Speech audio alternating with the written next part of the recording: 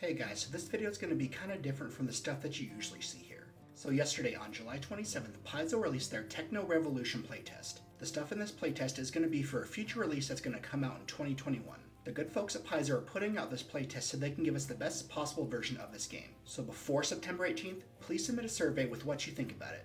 Before I say this next thing, I just want to remind you that I don't work for Piazo and I'm not getting paid by them. I mean, I'd really like to. Like, Piazo, if you're watching this, come on, help your boy out. But if you do want to submit a survey, please keep it constructive.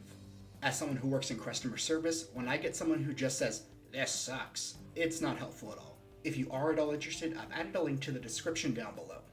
But with that out of the way, I just want to give you my initial impressions of how mechs work in this playtest. Right off the bat, I just want to say that based off my initial reading, I'm very optimistic for mechs and mech combat, and I'm very excited to run through this with my players.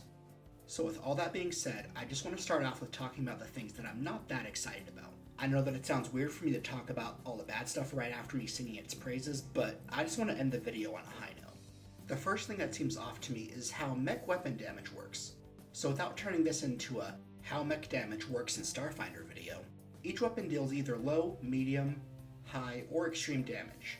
So like you can see on the screen, if you bought a level 3 version of a weapon that does medium damage, the weapon would deal 2d6 damage. Honestly, to me it seems kind of low for the damage that a mech should be doing with their giant weapons. Maybe this is offset by the amount of attacks that mechs can potentially get each turn, because as of this recording I haven't been able to actually run mech combat yet, but it still seems kind of low to me. Maybe in the final version of this playtest, mech weapons will do extra damage to non-mechs. But who's to say? The second thing I wasn't super thrilled about was how mathy some of this can get. Just to show you what I'm talking about, here's the formulae for how mech attacks work.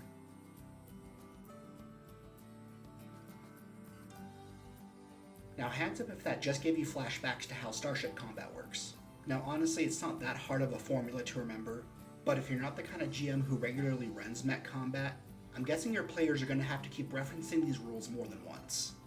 The third thing I was kind of iffy about was shield points. Basically they work a lot like stamina points, but you get some back at the end of each turn. This isn't necessarily bad, but it just seems kind of weird that all mechs get shield points. To me it would make sense if it was something that you had to purchase for your mech. But it also seems like if you're having two mechs battle and they're both regenerating shield points, I feel like it could easily drag things out. But then again, depending on how often you run mech combat, it could be a way to stretch out this rare treat. So that was everything that I wasn't super thrilled about. But here's what I am excited about.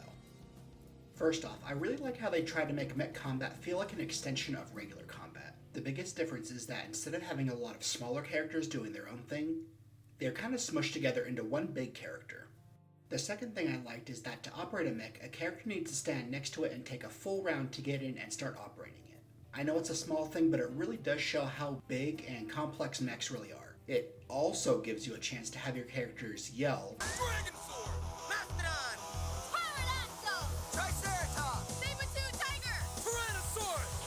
as they enter their mech. The third thing I liked is all the little extra things that mechs can do, like using power points or special mech actions. Basically, power points are abilities that your mech can do with the extra power that is generated from their core, like aim, which allows you to be more accurate, or devastating hit, which allows you to go up 1 damage step for the weapon's level. Maximum overdrive! Hi-ya! Or, like the Hurl special mech action, which allows you to throw something 2 sizes smaller than the mech, which depending on how big your mech is, could still be really big, at a range increment of 30 feet. And lastly, I just really like the feel of mech combat.